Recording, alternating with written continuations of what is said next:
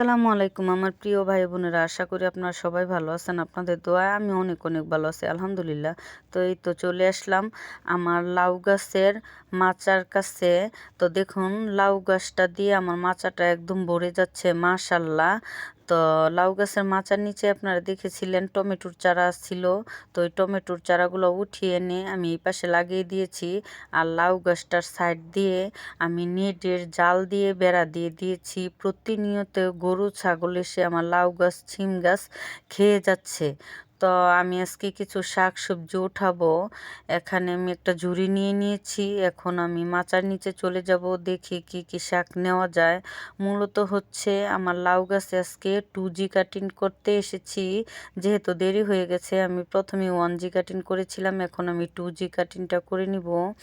তো হচ্ছে, যেহেতু আমি শাক রান্না করব, এর জন্য 2G কাটিংটা আমি ডগা সহ কেটে নিব।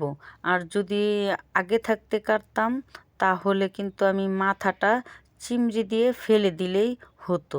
তো এখন দেখুন আমি কেটে নিচ্ছি ডগাটা। এই তো ডগাটাতে কিন্তু এরকম ডগা কাটতে হবে যে পুরুষ ফুল। এই তো, এই দেখুন পুরুষ ফুল আছে। আর দেখুন আমার লাউ গাছে একটা লাউ ধরেছে, মাশাল্লাহ। তো এখন আমি কিছু সিম পেড়ে নিব। লাউ শাক দিয়ে, সিম দিয়ে, শুটকি দিয়ে রান্না করব। তো এই খাবারটা আপনারা খেয়ে দেখবেন, এই খাবারটা কিন্তু খেতে খুবই মজা। লাউ শাক দিয়ে আর বিচিওয়ালা সিম দিয়ে রান্না করলে কিন্তু খেতে খুব মজা হয়।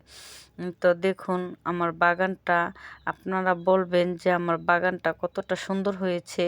তো আমি আগের চারাগুলো উঠিয়ে নিয়ে এখন আমি নতুন বীজ লাগিয়ে দিয়েছি। যেহেতু এই জায়গায় আমি ছোট ছোট করে 4টা বেড তৈরি করে নিয়েছি, এই জায়গায় আমি 4 রকমের শাক সবজি লাগিয়ে দিয়েছি। তো আপনারা কিন্তু বলবেন আমার বাগানটা কীরকম হয়েছে। আমার কাছে কিন্তু অনেক সুন্দর লাগতেছে। তো দেখুন, এই তো কালো মরিচের চারা, আর এই হচ্ছে ফুলকপি চারা। তো ফুলকপি চারা আমি কখনো লাগাই নেই, এই প্রথম দেখি হয় কি না। যেহেতু টবে লাগিয়েছি, খুবই সুন্দর দেখা যাচ্ছে, কিন্তু হওয়া না হওয়া এ তো আল্লাহই ভালো বলতে পারবে।